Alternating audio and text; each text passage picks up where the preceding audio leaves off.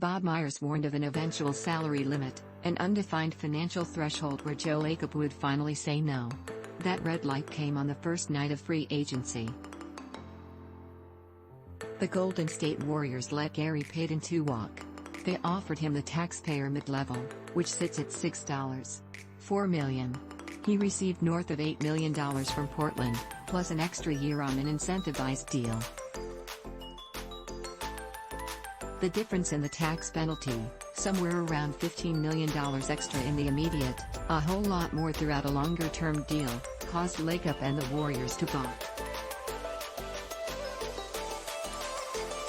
It stung several in the organization, per sources. They found Payton and grown to not only love the person but also understand the value of his unique skill set. It translated to winning. For the first time, they failed to retain one of their own due to an unwillingness to meet a financial demand. That upped the front office urgency heading into the second day of free agency. The Warriors needed to nail down Kevon Looney and find a path toward rotational recovery to make up for the Payton loss. They'd initially planned on him returning. Looney was sealed in the early afternoon. The final details of a 3-year, $25.5 million deal were hashed out in Los Angeles. It's a bargain for the Warriors in a market they anticipated wouldn't flood cash Looney's direction. They're bringing back the starting center on a title team for a starting salary of $7.8 million next season, substantially less than Ivica, Zubac and Marvin Bagley just received.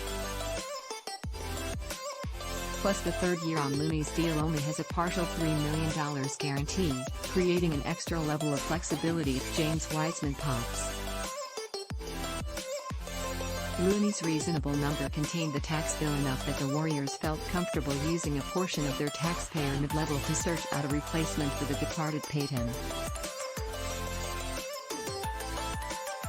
Their top target in that range, per sources, was Donte DiVincenzo, who was believed to have sitting offers for the full taxpayer mid-level elsewhere.